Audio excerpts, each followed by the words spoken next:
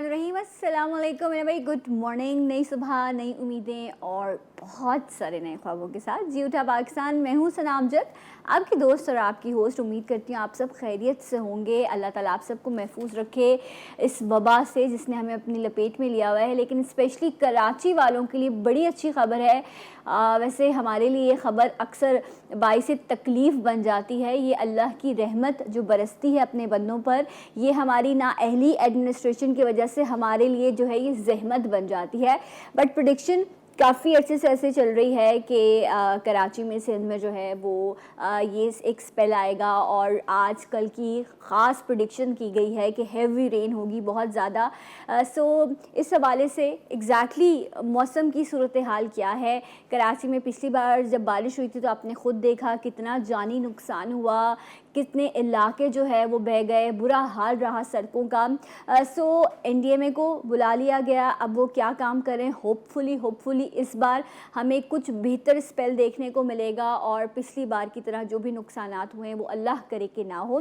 इसी दुआ के साथ मेरे साथ एक मेहमान मौजूद हैं जो आज आपको एग्जैक्टली वेदर अपडेट, वैसे तो अल्लाह बेहतर जानता है, लेकिन ये लोग अपनी स्टडी और अपनी साइंस के हवाले से आपको आगाह करते हैं कि एग्जैक्टली प्रेडिक्शन क्या है, कितनी रेन एक्सपेक्टेड है, कब कब होगी, कहाँ कहाँ होगी, ताकि आप लोग अपनी मूवमेंट जो है उसमें थोड़ी एहतियात बरत सके। सो मेरे साथ मौजूद हैं वेदर एनालिस्ट हैं जवाद मेमन। अस्सलाम वालेकुम and very good morning. Good morning. कैसे आप खैरियत से हैं? शुक्र। अच्छा जी, क्या है प्रेडिक्शन सिंध में, कराची में कब रेन एक्सपेक्टेड है? मैंने तो आज का भी सुना है वैसे बाय द वे। बिल्कुल ऐसा ही है। सिस्टम जो है इस वक्त गुजरात और राजस्थान रीजन के ऊपर मौजूद है। और इसके इफेक्ट्स जो हैं वो कल रात से जो हैं वो थर नगर पार्कर के एरियाज में आना शुरू हो गए थे। उन एरियाज में काफ़ी अच्छी बारिश की अपडेट्स मिली हैं। कल रात में हुई है बारिश? बिल्कुल, नगर पार्कर, मिट्टी, इस्लामकोट, इन एरियाज में जो है वो बारिश की अपडेट्स मिली हैं कल रात में। और आज से जो है, आज तकरीबन लेट आफ्टरनून से जो है इसके इफ़ेक्ट्स जो हैं मज़ीद सिंध के ऊपर फैलना शुरू हो जाएंगे, कराची समेत। जिस तरह आपको पता है कि इस वक्त आज सुबह कराची में हवा बिल्कुल भी नहीं है, sea breeze totally cut off हो चुकी है। 2 दिन से यही हालत ना, बिल्कुल। कल भी काफ़ी हद तक जो है वो सी ब्रीज थोड़ी बहुत थी, आज सुबह से तो शदीद हब्स है इस वक्त। और यही ग्राउंड कंडीशंस हैं सिस्टम के आने की कि अब वो काफ़ी हद तक करीब आ रहा है। बाकी आज शाम से स्पेल एक्सपेक्टेड है। आप ये कह रहे हैं कि 3-4 बजे तक या आप, क्योंकि आपने कहा लेट आफ्टरनून्स में, सो ऑफिस जाने से पहले जो है, ऑफिस से निकलने से पहले लोगों के, आप कह रहे हैं कि बारिश शहर में शुरू हो जाएगी। देखिए, कराची का आज अगर बात की जाए तो तकरीबन 50 to 60% चांसेस हैं लेट आफ्टरनून इन सेंस के सिंध के जो दूसरे एरियाज हैं, स्पेशली ठट्टा, बदीन और लोअर सिंध के जो एरियाज हैं, इनमें जो है वो अर्ली इफेक्ट शुरू हो जाएंगे। और हो सकता है कि आज रात तक जो है कराची शहर में भी एक आधा कोई अच्छा स्पेल हो जाए। डिपेंड्स कि थंडर सेल कहाँ फॉर्म होते हैं और वो किस लोकेशन पे फॉर्म होते हैं। अगर मैं एग्जैक्टली अभी आपने कहा 50 to 60% चांसेस हैं, 40% चांसेस ये हैं कि हो सकता है नहीं भी हो।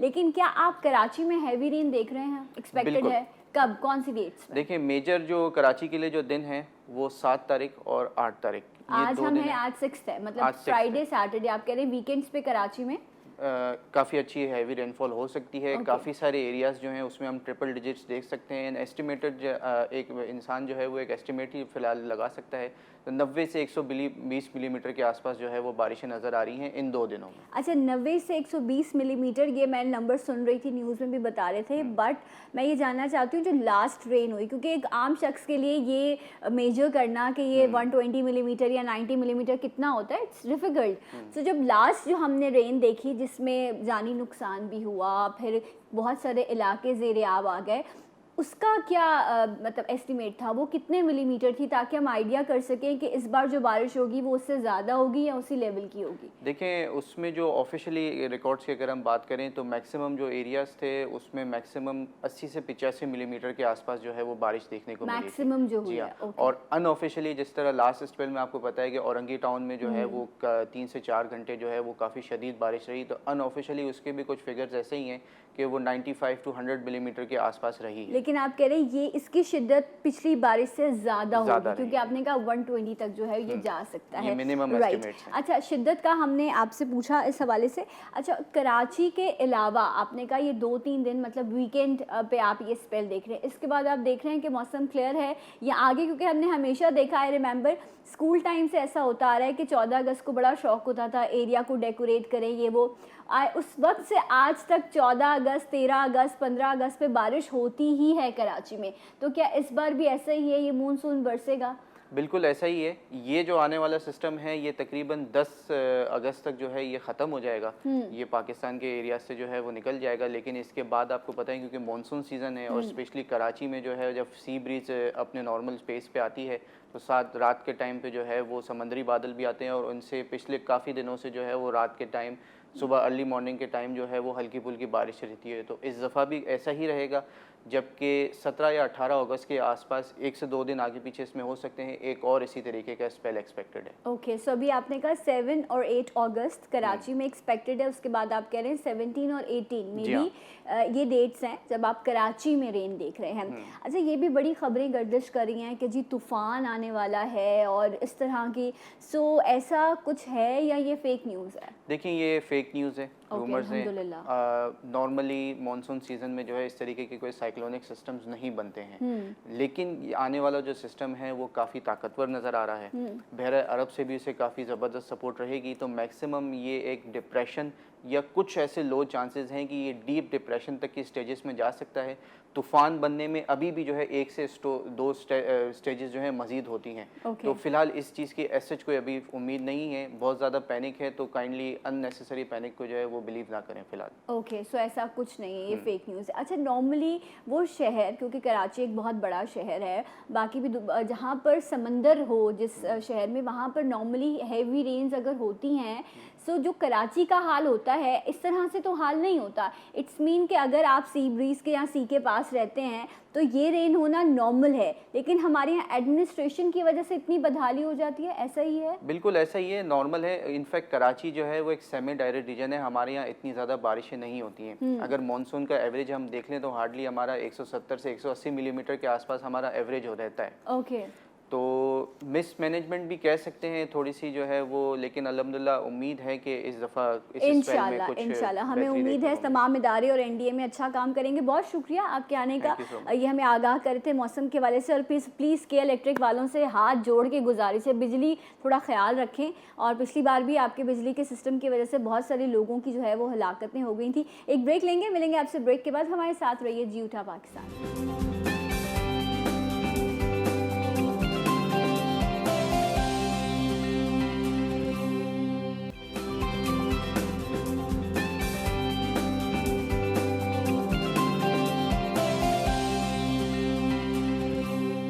वंस अगेन वेलकम बैक, जी उठा पाकिस्तान में आपको एक बार फिर से खुशामदीद कहते हैं। और जी नाजरीन, अभी जो है ये ईद उल अज़हा गुजरी है, बकरा ईद गुजरी है, एंड अल्लाह ताला से दुआ करेंगे कि जो हमने कुर्बानी की है खालिसन अल्लाह के लिए, सुन्नत इब्राहीमी हमने अदा की, अल्लाह ताला हम सब की उन कुर्बानियों को जो है वो कबूल फरमाए, हमारी नीयतों को कबूल फरमाए। लेकिन नीयत तो वहाँ पहुँच जाती है, गोश्त हमारे जब पेट में जाता है तो वो जाके जो है अक्सर हमारा हाल ख़राब करता है। सो बिकॉज़ म्याना रवि, ये भी हमारे दीन की तालीम है कि हर चीज़ में म्याना रवि रखो, बैलेंस रखो। लेकिन कुछ लोग बहुत ज़्यादा एक्साइटेड हो जाते हैं और बीफ का, even mutton, it's really good for your health. चाहे हम बीफ की बात करें, मटन की बात करें या हम वाइट मीट की बात करें, हर चीज़ का न्यूट्रिशन जो है वो इम्पॉर्टेंट है ह्यूमन बॉडी के लिए। बट द पॉइंट इज़ कितना, क्योंकि हाई प्रोटीन्स हैं, आपको कितना इस्तेमाल करना चाहिए। फिर इट डिपेंड्स कि आप अल्लाह ना करे और बीमारियों का शिकार तो नहीं, अगर ब्लड प्रेशर या बाकी सारे आपको प्रॉब्लम्स हैं तो ज़्यादा गोश्त के इस्तेमाल से आपको नुकसान हो जाते हैं। लोगों को बहुत ज़्यादा बदहज़मी हुई, बहुत ज़्यादा पेट के अमराज बढ़ गए। कहते हैं ईद के बाद हॉस्पिटल्स में ऐसे केसेस बहुत ज़्यादा रिपोर्ट हुए, गम्स की प्रॉब्लम बहुत ज़्यादा हो गए। तो इनका हल क्या है, इसके लिए हम यहाँ बैठे हैं और हम बुलाते हैं अपने एक्सपर्ट को। जाना पहचाना नाम है, आप सबके बहुत ही फेवरेट है, हमारे साथ मौजूद हैं डॉक्टर ईसा। अस्सलाम वालेकुम। आपको गुज़िश्ता ईद बहुत मुबारक हो। वैसे तो ये महीना ही ईद का महीना है, ये महीना तो है, लेकिन जब तक जिसके घर में ईद का गोश्त पड़ा हुआ है, हाँ, उसकी तो अब तक ईद है, उसकी तब तक ईद है। अच्छा चलिए जी, आपने फ्रिज, आप लोगों के फ्रिज और फ्रीज़र तक पहुँच गए हैं, ठीक है। मैं एक पोस्ट देख रही थी, उसमें बकरा था और बकरे के पीछे फ्रीज़र भी था। मैंने कि यहाँ तो भरपूर कुर्बानी है। सो ये गोश्त जो हम फ्रीज़ करते हैं, और कराची में फ्रैंकली स्पीकिंग अगर आपके घर में जनरेटर भी मौजूद है तो फ्रिज मुश्किल होता है, फ्रिज फ्रीज़र्स को इस तरह से टेम्परेचर को मेंटेन करना। बिजली बहुत ज़्यादा जा रही है, कितने अरसे तक आप गोश्त को फ्रीज कर सकते हैं? यहाँ तो कोई लिमिट ही नहीं है। देखें, पहले तो सबसे पहले तो ये एक ऐसा दीनी फ़राइज़ में से आता है कि अल्लाह ताला सूरह हज की आयत नंबर 37 में कहते हैं कि नहीं पहुंचता तुम्हारा गोश्त, नहीं पहुंचता तुम्हारा खून, मगर तकवा। सुभान अल्लाह। तो उसका तकवा तो ये है कि उसका हक अदा किया जाए। जो अपने बच्चों को खिला रहे हैं, आप उन गरीब रिश्तेदारों को और गरीब लोगों को नहीं भूलेंगे। अगर आपने सारा ही अपने घर में रख लिया है तो बस नाम की कुर्बानी अल्लाह के यहाँ। तो दूसरी चीज़ जो आपने सवाल पूछा है, देखें, हमें तो मेजॉरिटी को सिर्फ इतना पता है कि ये बड़ा गोश्त है, ये छोटा गोश्त है। ये भी नहीं पता कि इसमें होता क्या है, इसकी न्यूट्रिशन वैल्यू क्या है। अब अगर आप गौर करें विटामिन के ऊपर, अगर बड़ा गोश्त ले लें तो उसमें प्रोटीन बहुत है, ठीक है। अच्छा, उसके अलावा फिर उसमें आयरन बहुत है, फिर उसके अलावा मिनरल बहुत हैं। अब जिस चीज़ में आयरन की तादाद इतनी ज़्यादा, वो आसानी से हल नहीं होता। एनेमिक बच्चों की दवाई है, क्योंकि 20-22 साल से पहले आपके जिस्म में फैट जमा नहीं होता, ये अल्लाह का निज़ाम है, आपकी बॉडी की रिक्वायरमेंट होती है। उसके बाद कहीं जाकर ये होता है। तो दूसरी बात ये है कि अगर छोटे में देख लें तो छोटे में अल्लाह ताला ने विटामिन बी रखा है जो फैट को बर्न करता है। विटामिन B12 रखा है जो आपकी डिप्रेशन को और स्ट्रेस को कम करता है। अच्छा, ये मटन में ये आपको हेल्प करता है मेंटल हेल्थ के लिए भी। ओह, इंटरेस्टिंग। अच्छा, फिर उसके अलावा ओमेगा 3 है जो आपकी स्किन और बालों पे काम करता है। कैल्शियम इसमें बहुत ज़्यादा है। अच्छा, जहाँ तक रखने का ताल्लुक है, सच्ची बात बताऊं और आसान कर दूं लोगों के लिए, अगर आपने फ्रिज में रखा है तो उसके ऊपर शॉपर होता है, उसके ऊपर हल्का सा वो आइस जमी हुई है, वहाँ तक तो ठीक है। अगर गोश्त के अंदर जम गई है तो उसके बाद आप सिर्फ गोश्त खा रहे हैं, उसके विटामिन आपको नहीं मिलते हैं क्योंकि बर्न हो जाते हैं। अच्छा। फ्रिज के अंदर अपने भी केमिकल्स होते हैं ना, राइट। तो गोश्त के अपने भी केमिकल होते हैं, तो वो रिएक्ट करता है। अच्छा, तो ये तो होता है जब आप फ्रीज करेंगे इन अ डे, आपका फ्रीज इतना ज़्यादा जो है वो हो जाता है मीट आपका फ्रीज कि उसमें आइस ये बन उस सूरत में होता है जब आप 5-5, 10-10 दिन रखते हैं ना। ओके। और इसको उसूलन ये है कि 3 से 4 दिन में खाना चाहिए। रखने को तो लोग 1-1 साल रखते हैं। अच्छा। लेकिन वो उसके जो बेनिफिट्स हैं वो आपको इतने नहीं मिलते। वो बस जायका रह गया, बस वो जायका रह न्यूट्रिशन वैल्यू कुछ नहीं। वो न्यूट्रिशन वैल्यू नहीं, बेसिकली तो वही है ना कि उसके खाने के फायदे हों। और अल्लाह ताला ने हर हलाल चीज़ में फ़ायदे रखे हैं, बेशक, लेकिन उसके खाने के तरीके भी रखे हैं। बिल्कुल। तो उसकी दूसरी चीज़ ये कि बड़ा गोश्त बहुत अच्छी चीज़ है। लोग लेकिन नॉर्मली डॉक्टर्स जो हैं वो अक्सर जैसे ना ब्लड प्रेशर के, यूरिक एसिड के या कोलेस्ट्रॉल के लोगों को अगर प्रॉब्लम होते हैं तो उनको मना करते हैं, कहते हैं आप mutton comparatively is better beef से, कि आप मटन का इस्तेमाल करें, बीफ कम खाएं। उसकी रीज़न ये है कि फैट बनाता है, लेकिन जब उसकी तादाद बहुत ज़्यादा हो। ठीक है। लेटेस्ट जो रिसर्च है यूके की जो रिसर्च है, उन्होंने लिखा है कि 70 ग्राम जो है ना गोश्त बंदा खा सकता है। ठीक है। अब हमारा तो 2 बोटियों पे गुजारा नहीं होता, हमें तो पूरी एक वो चाहिए होती है ना। हाँ, हमें तो ड्राई चीज चाहिए। सेकंडली, कभी कोई बीमारी में मुब्तला है तो बीमारी में तो फिर परहेज होता है। यूरिक एसिड में बिल्कुल हम बड़ा गोश्त मना करते हैं। हार्ट का पेशेंट हो उसको कहते हैं कि भाई आप ना खाएं क्योंकि इसमें चर्बी ज़्यादा है, कोलेस्ट्रॉल ज़्यादा है। इसी तरह खुदा ना खास्ता ब्लड प्रेशर ट्रिगर होने वाला, हाई रहने वाला उनको, लेकिन छोटा गोश्त हम उनको भी रिकमेंड करते हैं, कम करते हैं। ठीक है। लेकिन दूसरा वेजिटेबल के साथ करें। ओके। और तीसरी चीज़ जो है, लोग यहाँ पर कुकर में जब खाना बनाते हैं तो उनको तो मैं कहता हूँ घर में एक डॉक्टर के नाम की कमेटी भी डाल दो, वो गलाने के लिए जल्दी की वजह से। हालांकि गोश्त हल्की आंच में पकना चाहिए, ठीक है, कभी भी तेज आंच पे नहीं पकना। शुक्र है मेरे घर में कुकर नहीं है, अल्लाह का शुक्र है ही नहीं।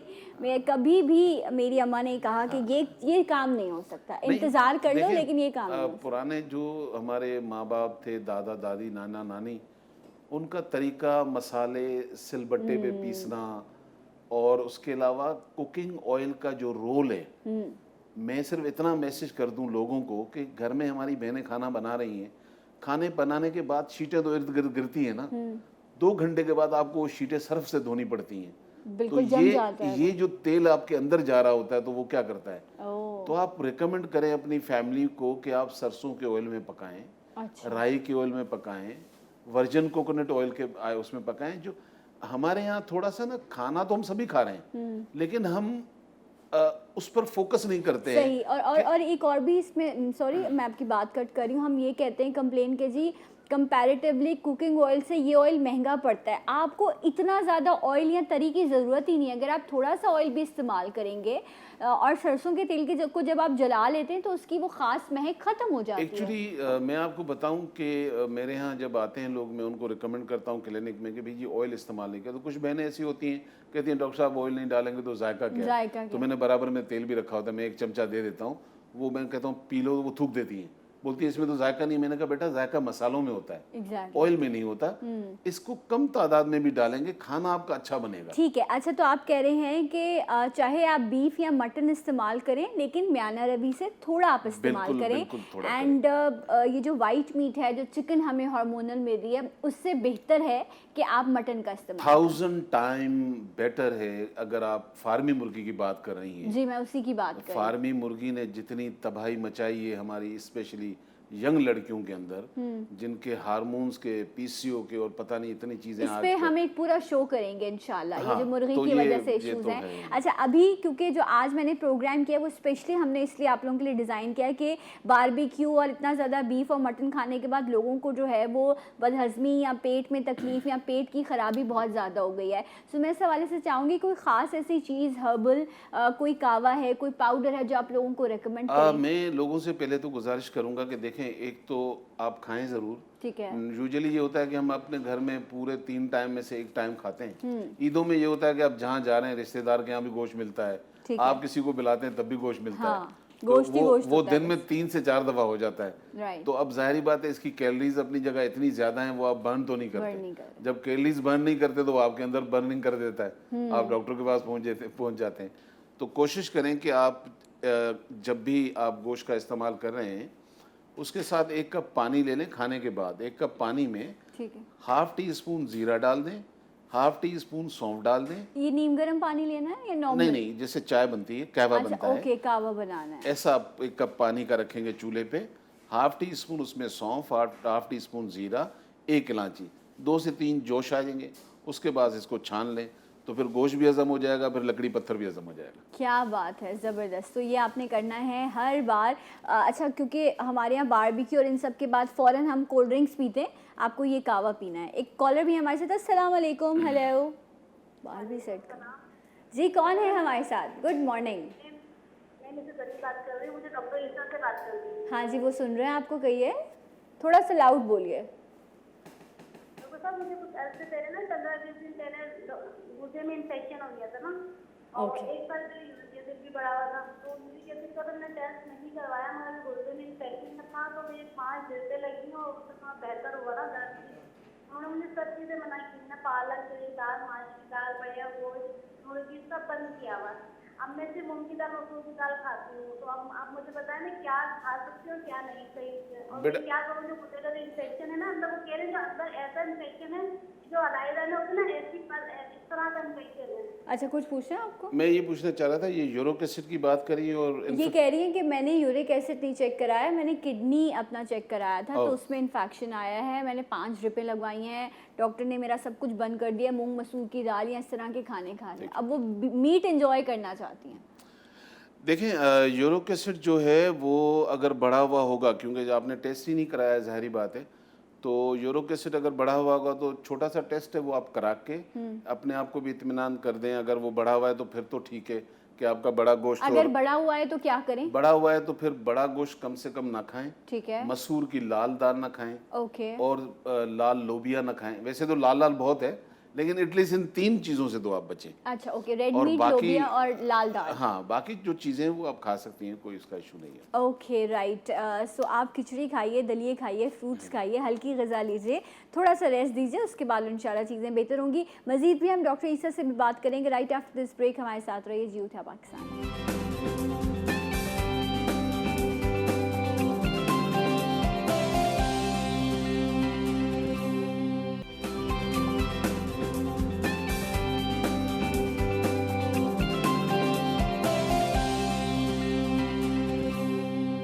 once again welcome back. Utah Pakistan में आपको एक बार फिर से खुशामदीद कहते हैं। डॉक्टर ईसा हमारे साथ मौजूद हैं, इनसे बात हो रही थी और इस वक्त जो है वो शहर की रानी, बल्कि अब तो पाकिस्तान की रानी हैं और इस स्क्रीन के ज़रिए आप इनसे मुलाकात करते हैं। रानी आपा ज़रा कहका लगाइएगा ताकि आपका शॉट आए।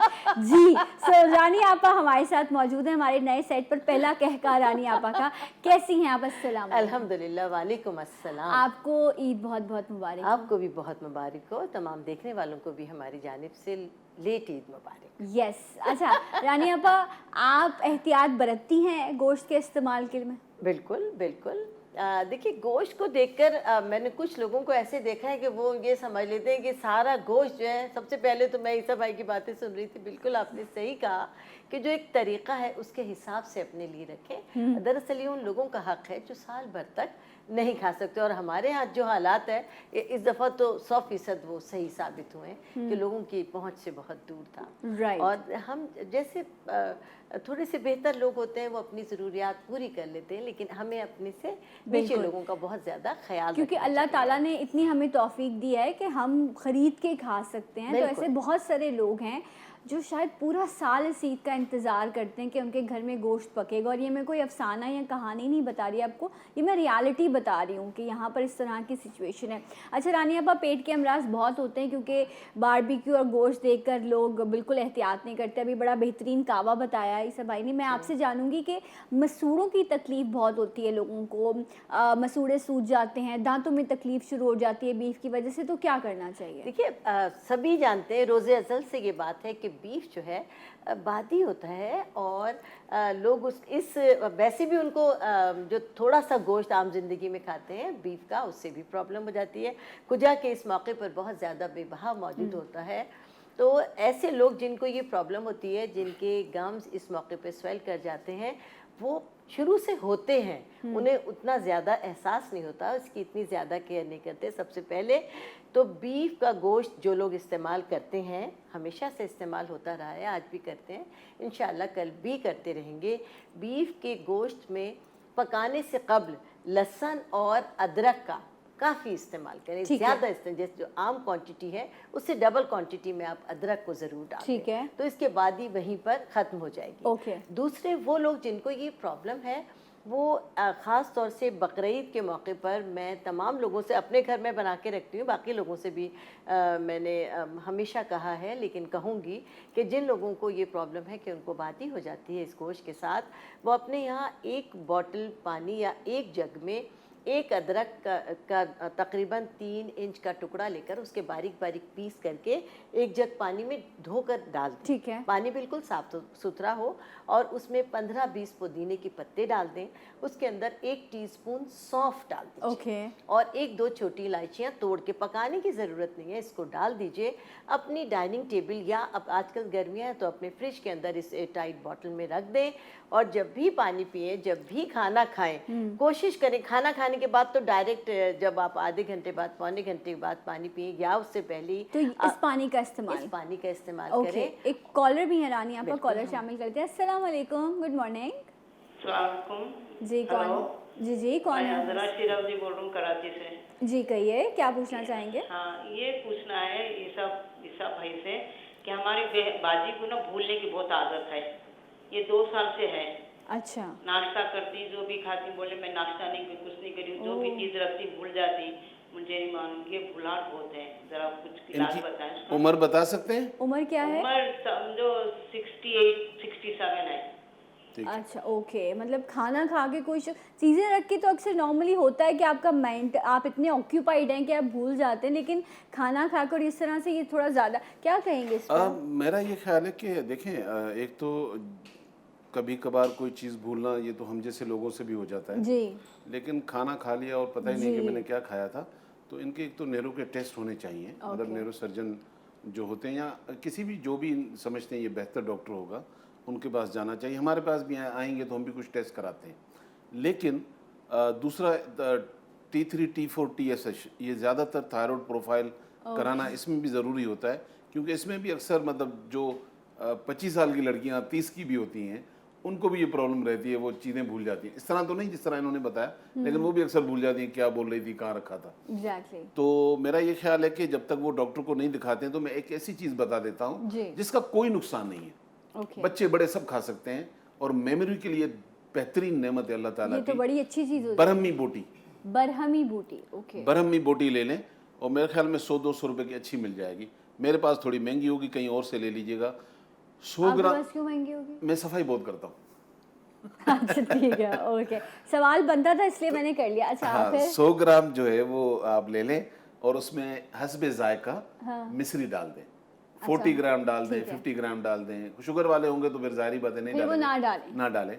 तो इसको बनाकर रखें, ये 1 चमची रोजाना दूध के साथ लें, और ये बच्चों को भी खिलाएं। बहुत अल्लाह ताला की बेहतरीन नेमत है। राइट। तो अब बाकी जो अगर रिकमेंड, क्योंकि टीवी पे होता है ये कि सामने जो पेशेंट होता है ना उसकी कंप्लीट हिस्ट्री नहीं होती, राइट। तो मैं ये कोशिश करता हूँ कि ऐसी चीज जो ले भी ले तो उनको कोई उनको नुकसान नहीं। नुकसान ना। एक और कॉलर भी रानिया पर, फिर मैं आपसे बात करती हूँ। अस्सलाम वालेकुम। हेलो। वालेकुम सलाम, ईद मुबारक बेटा। मैं ठीक हूँ, आप कैसे हैं? आपको भी बहुत बहुत ईद मुबारक। मुरसलीन साहब हमारे साथ बहुत मौजूद शुक्रिया, ईद के मौके पे बड़ा अच्छा आपने ये शो फिक्स किया था, बहुत अच्छा लगा। और जज़ाकल्लाह। आज जो डॉक्टर साहब को आप लाइए, काफी दिनों बाद लाइए, लेकिन इनसे 2 सवाल करने हैं आपकी इजाजत से। जी जी प्लीज कहिए। डॉक्टर साहब, एक तो ये कि मैं प्रोस्टेट का बहुत ज्यादा परेशान हूँ, मुझको प्रोस्टेट के वास्ते कोई अच्छा सा मतलब रेमेडी दीजिए। दूसरा, ये गोश्त खाने के बाद बदहजमी टाइप की या खट्टी चटाने आती है, तो उसमें आपका बताया हुआ जोशानदही काफी है कि आप कोई और आप मतलब जो है नुस्खा बताएंगे? जी मैं अर्ज करता हूँ। लेकिन प्रोस्टेट का जो है डॉक्टर साहब जरूर बताइए। ठीक है, बहुत शुक्रिया। आप फोन रखिए, टीवी के सामने बैठिए, बिल्कुल अभी हम पूछते हैं डॉक्टर ईसा से। अभी मेरे ख्याल से आप भी याददाश्त के लिए कुछ बताना चाह रही थी जी? क्या याददाश्त के लिए, अब जैसे कि उन्होंने कहा कि उनकी 68 के करीब एज है, कुछ लोगों को 50 के बाद से मेमोरी लॉस होने की शिकायत हो जाती है। ऐसे तमाम अफराद जिनके घर में हैं, उनको चाहिए कि पपीते के का जो छिलका है उसकी भुजिया बनाकर दोनों वक्त खाने में उनको खिलाएं। 1 चम्मच चाहे रोटी से खा लें, पपीते के छिलके की भुजिया। पपीते के छिलके की। ऐसे लोग जो उम्र के साथ साथ अपनी मेमोरी को लॉस कर रहे हैं, तो ये बरहमी बूटी यकीनन दिमाग को तेज करने की एक बेहतरीन दवा है, बहुत शानदार। राइट, तो आपको दोनों ने जो है एक्सपर्ट्स ने बता दिया, बरहमी बूटी और पपीते के छिलके की भुजिया। उस पर अक्सर फंगस भी लगा होता है, तो आपने फ्रेश वाला पपीता लेना है और फिर उसके बाद उसको इस्तेमाल करना है। प्रोस्टेट के हवाले से पूछा मुरसलीन साहब ने। देखिए, इस एक सवाल का जो जवाब मैं इस तरह दूंगा कि ये कम्प्लीटली चेकअप होता है, ठीक है, और इसमें कई सवाल करने पड़ते हैं, क्योंकि इस प्रॉब्लम में डिफरेंट लोगों को डिफरेंट चीज़ें होती हैं। तो वो मैं मेरे ख्याल में अब टीवी पे मुनासिब नहीं होगा, तो मैं चाहूँगा कि ये मुझे डायरेक्ट कॉल कर लें और मुझसे फिर सारी बातें पूछ लें, तो मैं उनके बारे में बताऊँगा। क्योंकि ज़्यादातर एलोपैथिक में सर्जरी है, हमारे यहाँ इसकी मेडिसिन है। अच्छा, और काबिल इलाज है, ये कोई इतना बड़ा मसला नहीं है। ठीक है, सो आपसे कांटेक्ट कर लें तो आगे मजीद बात। दूसरा जो उनका सवाल था कि जी क्योंकि देखें, जो गोश्त खा रहा है ज़रूरी नहीं गोश्त की वजह से हो रहा है, वो पहले से बेचारा एसिडिटी का प्रॉब्लम है, पहले से ही गैसेस बनती हैं। हमारी लाइफ स्टाइल तो है नहीं, हम कैलोरीज तो बंद नहीं करते हैं। वो अगर माँ कहती है ना बेटे को, बेटा दही ले आओ, तो सामने भी उसको मोटरसाइकिल गाड़ी चाहिए होती है। तो हमारी तो नवाबी है हमारी तबीयत। हाँ, तो ये है। तो ऐसी सूरत में आपके घर में अल्लाह ताला ने 4 चीज़ें दी हुई हैं, आप बेहतरीन मेडिसिन बना के रखें। और मैदे की हर प्रॉब्लम के लिए गैसेस बनती हैं, बर्निंग होती है, एसिडिटी होती है, खट्टा पानी आता है, डकाने आती हैं। आप छोटी इलायची ले लें, सौंफ ले लें, ज़ीरा ले लें, पुदीना ले लें, हरा पुदीना सुखा लें या सूखा ले लें। ठीक है, 4 चीज़ें चारों किचन की हैं। इनको हम वज़न लेकर पाउडर बना लें और अपने पास एक डब्बी में रख लें, बच्चे बड़े जिनको भी हो। आधी चमची सुबह नाश्ते से पहले, आधी चमची रात को खाने से पहले। और अगर ये नहीं बना सकते हैं तो यही चीज़ मुझसे 1500 रुपये में मिलेगी, घर में 400 रुपए की बनी। बड़े महंगे हैं जी। मैं कॉलर शामिल कर मैं लेती तो हूँ। डराता हूँ ना एक कि लोग नुस्खा घरों मेरी नानी का भी है, वो अजवाइन के ऊपर लेमन स्क्वीज करती थी रानी जी, अब्बा, जी। उसको ड्राई करती थी, फिर नेक्स्ट डे सेम रूटीन करती थी, बड़ी मेहनत करती थी वो। एक हफ्ते तक अजवाइन के साथ पता नहीं क्या सुलूक होता था, फिर उसका पाउडर बनता था और फिर उसकी छोटी छोटी सी डिबियाएं बन के मोहब्बत के साथ सारी बेटियों के घर डिस्ट्रीब्यूट हो जाता था। बहुत तो क्या बेहतरीन। ये कर सकते हैं बिल्कुल इस्तेमाल? कर सकते हैं, बेहतरीन इलाज है। देखिए, अजवाइन और लेमन का। ये जो माएँ दादियाँ थी ना, इनकी जगह हमने ली हुई है। असल डॉक्टर तो वो थी। अच्छा जी, एक कॉलर है। अस्सलाम वालेकुम। हेलो, गुड मॉर्निंग जी, कौन है हमारे साथ? मैं मिसेस खालिद बात कर रही हूँ। जी, मेरा मिसेस- मसला ईसा भाई से पूछना था कि मेरी नाक में है ना बहुत दर्द होता है, मैं कुछ खाऊं नहीं खाऊं ऐसा लगता है बस भरा, फिर मुझे मोशन लग जाते हैं, बहुत परेशान हो जाती हूँ। तो इस वजह से मुझे बताएं कि मैं क्या करूँ कि मेरी नाक का दर्द और खाना वगैरह मेरा हजम हो पाए। अच्छा, बड़ा इंटरेस्टिंग सा सवाल आपने किया है। ये अक्सर डॉक्टर्स तो नाफ को मानते ही नहीं है कि ऐसी कोई चीज़ होती है। आप इलाज बताएं, फिर मैं ज़रा एक और बात इस बारे में जानना चाहूँगी। नाफ में तकलीफ होती है कह रही हैं, और इनको नहीं, नाफ को तो हिकमत में तो सदियों से माना जाता है। और पहले तो मतलब ये था कि जो हमारे घरों में बड़ी बूढ़ी होती थी वैसे ही चढ़ा देती थी। आज भी डॉक्टर से ज़्यादा वो चढ़ाने वाला ज़्यादा काम अच्छा है, ये भी मैं आपको बता दूं। अच्छा। तो कोशिश ये करें कि इन्होंने बोला कि इनको मोशंस भी बहुत होते हैं। रीज़न सिर्फ नाफ नहीं हो सकती, ठीक है। और भी हो सकती है। इनको एक विजिट डॉक्टर को करना चाहिए, लेकिन मैं आसान तरीका बता देता हूँ। डेली रात को जब आप सोया करें तो नाफ के ऊपर 2 से 3 कतरे सरसों का तेल डालकर उसका एक हल्का सा मसाज करें और सिंघाड़े का पाउडर ले लें। ठीक है। सिंघाड़े का पाउडर आप 100 ग्राम मंगा लें। 1 चमची रोज़ाना आप किसी भी वक्त पानी के साथ ले लिया करें, तो दोनों चीज़ों में अल्लाह ताला आपको आराम दे इंशाल्लाह, देगा। उससे आपको वहाँ फर्क- मोशंस भी सही हो जाएंगे और ये प्रॉब्लम और भी सही। इनका जवाब मैं देना जी, चाहूंगी, वो ये है कि सुबह नहार मुंह जिस वक्त ये उठें अपने जिनको बिस्तर नाफ का से- मसला है। जी, नाफ का ठीक मसला है, है, ओके। और इनके सवाल में इनका जवाब मौजूद है। नाफी का मसला है, तो सुबह उठने के बाद सबसे पहले, चाहे जिस उम्र की भी हैं, तो अपने बिस्तर से उठने से पहले बिल्कुल स्ट्रेट अपने हाथ पाँव करके और ऐसे करके उठें और अपने अंगूठों को पकड़ें। अच्छा, बिस्तर पर ही, बेड पर ही आपने बेड अपनी पर ही legs अपने को बिल्कुल straight करना सीधा है? कर लें अपनी ओके। बॉडी को, और कोशिश करके पहले दिन नहीं होगा, दूसरे दिन नहीं होगा, तीसरे दिन नहीं होगा, चौथे दिन तो अब बिलाखिर जिस दिन इनके ये अपने हाथ यहाँ तक पहुँच जाएंगे तो समझ लीजिए कि उस दिन इनकी नाक ठिकाने पर आ जाएगी। दूसरे, अपने घर के किसी भी फर्द से कहें कि किसी जगह ये सीधी लेट जाएं खाने से पहले, यानी सुबह बिल्कुल इनका खाली नहार पेट, हाँ। पेट हो, तो कोई भी इनकी बेटी, बहू, बेटे, हस्बैंड, इनके दोनों पाँव के अंगूठे पकड़ के और ढीली इनकी टांगे हो ऐसे हिलाएं। झूला झुलाना है, जी, अंगूठे पकड़ बिल्कुल के, टांगों पैरों को के। ना ऐसे। एक अच्छा। मिनट, इंशाल्लाह ठीक हो जाएंगी। अच्छा, ओके। एक और सवाल है, वो मैं पूछ लेती हूँ, फिर कॉलर भी शामिल कर लेते हैं। नाफ को चेक कैसे किया जाए कि आया वो उतरी है या नहीं? अगर इसका कोई अता हो जाए, कोई ऐसा खास तरीका मेरे पास है, लेकिन मैं भी ऑन एयर नहीं बताऊंगी। ओके, एक और कॉलर शामिल करते हैं, वो हाथों से कुछ ऐसे चेक करते हैं। अस्सलाम वालेकुम। हेलो। हेलो, अस्सलाम वालेकुम। वालेकुम अस्सलाम, कौन है हमारे साथ? मैं सईदा बात कर रही हूँ, मुझे डॉक्टर ईसा से बात करनी है। जी जी, पूछिए, क्या पूछना चाहेंगे? मुझे डॉक्टर ईसा से बात करनी है। अस्सलाम वालेकुम डॉक्टर साहब। जी वालेकुम। मेरे मतलब बोन्स में ना दर्द होने लगा है। हाथ अच्छा। में मेरे ना मतलब एल्बो में ना चोट लग गई थी। ठीक है। कोहनी में मेरी, तो उसके बाद से मेरे पूरे शोल्डर से इतना दर्द होता है, बहुत ज्यादा टाइम। मैंने डॉक्टर्स को भी चेक कराया, जब तक मैंने उनकी मेडिसिन ली सही रहा, और जैसे ही मेडिसिन का असर जाता है और फिर मेरे वो दर्द शुरू हो जाता है। तो अच्छा बेटा, मेरा एक सवाल आपसे ये है, आप अपनी उम्र बता दें। वैसे तो हर लड़की 20 की होती है, तो सच सच बता दें मेरा बच्चा। हाँ, अच्छा, ओके जी। सादिया, उम्र बता दें। सईदा? 45। 45। ठीक हो ओके, गया, राइट। ठीक हो सो जी सर। आप ऐसा करें कि अच्छी बात है, चेक कराना चाहिए, क्योंकि मसल्स के भी इश्यूज हो सकते हैं और बोन के भी हो सकते हैं। लेकिन ज़्यादातर मैं आपको मज़े की बात बताऊं, इस उम्र में जाकर 17 साल से एक बीमारी लेके हम चल रहे होते हैं। ये मैं इनके लिए नहीं बता रहा हूँ, जनरल उन माओं को बता रहा हूँ, बेटियों को बता रहा हूँ, जिनको बड़ा होशियार रहना चाहिए। ठीक है। हम ऐसी बीमारियां आप क्लिनिक में देख रहे होते हैं जिनकी वजह कुछ और होती है, और जब बीमारी बन चुकी होती है तो 5 साल इलाज कराते रहें, वो बेचारे सही नहीं होते, बड़ा मुश्किल से उनको मैनेज करना पड़ता है। वो है आजकल बच्चियों को लिकोरिया होता है।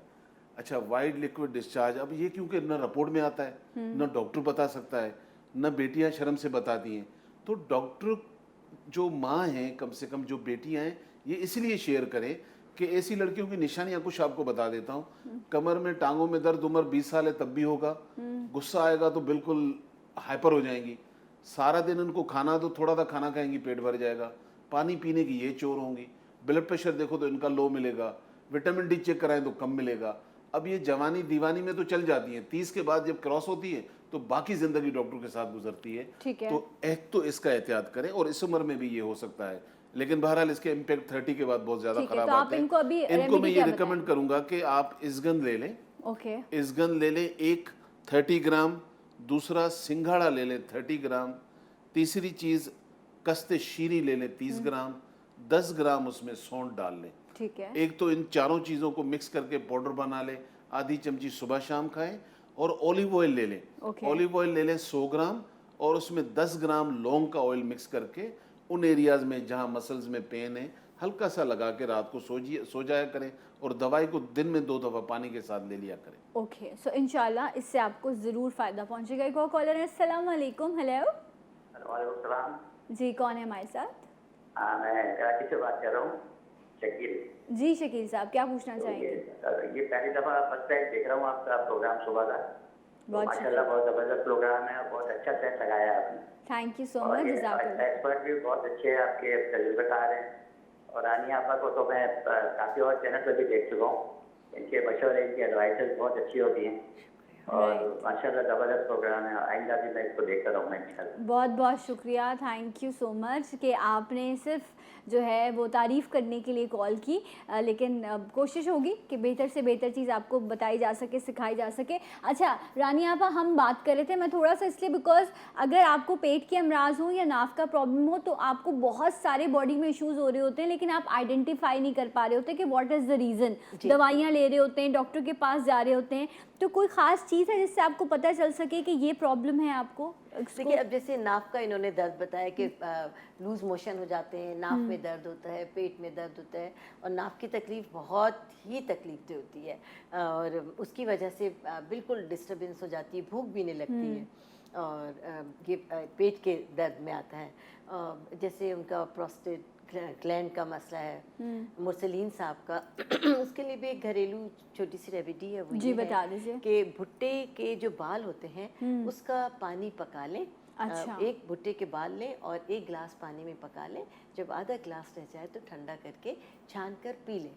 रोज़ाना ऐसे करें, अल्लाह ताला शिफा देने वाले हैं। Right. और ये रेमेडीज़ जो है धीरे धीरे शिफा देती हैं, अगर इन पर पूरा यकीन हो। यस। और जैसे ईद का मौका है, इस मौके पे ख़ास तौर से बहुत ज़्यादा लोगों को डायरिया हो जाता है, वॉमिटिंग की प्रॉब्लम हो जाती है, क्योंकि ईद के साथ ही हमारे यहाँ, और बारिशों के साथ, इससे पहले बारिशों का सिलसिला था, तो गंदगी भी शहर में बहुत हो गई थी। आपने देखा होगा इस मौके पर बेपनाह मक्खियाँ मौजूद थीं, अभी भी बहुत हैं। हाँ, बहुत बेपनाह मक्खियाँ थीं, और गंदगी कितनी हम सफाई रख सकते हैं अपने घरों में, लेकिन जितना भी कहें कुदरती तौर पर भी बहुत ज़्यादा हमारा, चूँकि माहौल में पॉल्यूशन है। तो आप क्या बताएंगे इस डायरिया के लिए क्या करना है? डायरिया के लिए सबसे पहले मैंने तो ये बताया था कि आपको एक जग में ये बनाकर रख लें, और डायरिया जिन लोगों को हो जाता है उसमें बहुत ज़्यादा ये सिकंजबीन का इस्तेमाल करें। ठीक है, लेमनेड जिसे हाँ, लेमनेड जिसे कहते हैं, पुदीना उसके अंदर ऐड कर लें, और 1 लेमन काटें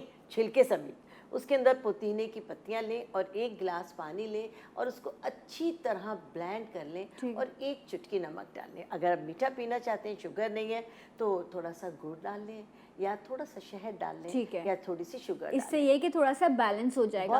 अच्छा, अब लाइक लेमन के बहुत ज़्यादा फ़ायदे हैं, लेकिन शायद कुछ लोग ऐसे भी होंगे, अब मैं क्या बोलूँ इसको, महरूम या ये, लाइक मैं अगर किसी चीज़ में भी लेमन है और मैंने वो खा लिया तो मेरा गला ट्रिगर हो जाता है, ट्रिगर होता है, विटामिन सी होता है ज़्यादा। हाँ।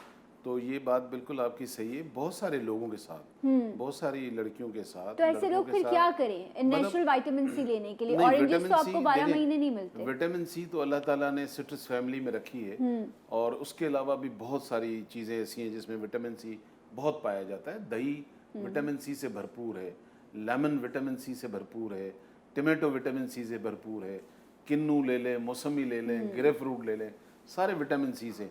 तो इसमें से जो भी चीज़ जिसको सूट करती है उसको खानी चाहिए। राइट। तो नेचर में तो अल्लाह ताला ने रखी है। अब जैसे आम है उसमें भी बहुत है, लेकिन क्योंकि उसमें कम है, इन चीज़ों में ज़्यादा है, तो विटामिन सी हर जगह। आलू का बेहद इस्तेमाल करना चाहिए यस, एक और कॉलर भी है। अस्सलाम वालेकुम। Hello hello. हेलो, अस्सलाम वालेकुम। वालेकुम अस्सलाम। कौन है हमारे साथ? हाँ जी, मैं लाहौर से बोल रही हूँ। जी तो कहिए। मैंने आपसे ये पूछना है कि मेरे हाथों में ना नमनेस बहुत ज़्यादा है, यानी अब इतने सुन्न हो जाते हैं। कुछ मेरा सर्वाइकल का भी मसला था, और दूसरा ये कि अब तो इतने सुन्न हो जाते हैं कि उंगलियों में बाकायदा दर्द होता है, और ना यानी कि सुन्न होने की वजह से दर्द होने लग जाता है उनमें। अच्छा, डॉक्टर साहब भी शायद यहाँ ये लोग भी यही पूछेंगे। हाँ। एक तो अपने आपको डायबिटीज़ या कोई और प्रॉब्लम तो नहीं, और अपनी कुछ एज ब्लड प्रेशर का मसला है, ब्लड लेकिन प्रेशर वो शुगर नहीं है। ठीक है, ऑन एयर आप पूछते हाँ जी, हैं, वो- दोनों से हम जानेंगे। रानी अब आप क्या सजेस्ट करेंगी? हाँ, जिन लोगों के हाथ सुन हो जाते हैं उनको सबसे पहले तो ये बता दूं कि हाई ब्लड प्रेशर की भी हाँ, शिकायत उन्होंने होती है और कहा कि शुगर मुझे की होता है, हाँ। वजह से भी होता है, और हाथों का सुन होना किसी सूरत में भी अच्छा नहीं है। ठीक है। इनको ये चाहिए घरेलू रेमेडी, मैं आपको बता दूं, अपने चेकअप कराएं, अपने टेस्ट कराएं, वो तमाम की तमाम रिपोर्ट्स की रोशनी में डॉक्टर डायग्नोस करेंगे कि आपको क्या है। लेकिन फ़िलहाल आपके लिए जो इलाज बताना चाहूँगी, लाहौरी नमक ओके। एक डली ले ले, अपने एक डली एक हाथ में, एक डली दूसरे हाथ में, और जिस वक्त उनको महसूस हो कि उनके हाथ सुन होना शुरू हुए हैं तो ये अपनी मुट्ठी में बंद कर लें। तो विद इन 5 मिनट वो महसूस करेंगी कि उनका जो ब्लड सर्कुलेशन है, यानी वो सर्कुलेशन ब्लड का रुक जाता है। Interesting। इस वजह से आपका हाथ जो है वो जी हाँ, नम सुन होने होना लग जाता है। शुरू हो जाता है। ऐसे करेंगी तो विद इन 5 मिनट आपका ब्लड सर्कुलेशन अल्लाह के फजल से ठीक हो जाएगा, और आपके हाथों में जो महसूस होना शुरू हुआ था कि सुन हो गए, वो ठीक हो जाएंगे। लेकिन ये एक जुज़वी इलाज नहीं है, एक वक्ती इलाज है। आप ज़रूर अपने टेस्ट कराएं और ये सब बताएं। राइट। देखिए, उन्होंने खुद सवाल किया कि मुझे सर्वाइकल रह चुका है। सर्वाइकल, अब ये जो मोहरे हैं, बल्कि यहाँ से शुरू होकर ये जो हमारी कमर की एंड तक ये सी शेप में जा रहा है, ये पूरी कमर जो डिज़ाइन की गई है, इसके पीछे ही अल्लाह ताला ने हमारी वायरिंग की हुई है। सारी वेन्स यहाँ से गुजरती हैं। अब वो सर्वाइकल में जब मोहरों का मसला होता है तो वेन कोई भी प्रेस होगी, अगर वो हो रही है हाथों की साइड की तो नमनेस हो जाएगी, टांग की होगी तो उसकी होगी, अगर ऊपर ब्रेन की होगी तो ऐसे लोगों को बैठकर जैसे उठते हैं तो ऐसे लगता है बिल्डिंग घूम चक्कर गई। आ गए। तो ज़रूरी है कि इसको प्रॉपर चेक कराकर प्रॉपर मेडिसिन लेनी चाहिए। राइट। और क्योंकि हमें पता नहीं है कि आपके मोहरे कौन से डिस्टर्ब होंगे, तो इस वजह से रानी आपा ने भी आपको वो चीज़ बताई जो आपको रिलीव करेगी। मैं आपको एक ऑयल बता देता हूँ जी। वो आप, और ज़रूरी है कि अगर आप कराची में तो हमारे पास आ जाएं, नहीं तो किसी भी अपने इलाके में अच्छे डॉक्टर के पास चली जाएं। आपने लेना है जैतून का तेल 100 ग्राम और lemon grass oil, lemon grass, नींबू का तेल नहीं, लेमन ग्रास ऑयल 20 ग्राम ले लें। इन दोनों को मिक्स कर लें। ठीक है। और फिर हल्का सा जो भी आपकी फैमिली में है, आपके हाथ पीछे नहीं पहुंचेंगे, अगर ये गर्दन है तो यूं हल्का सा दबाना नहीं है। ओके। ये करना है और ये करना है।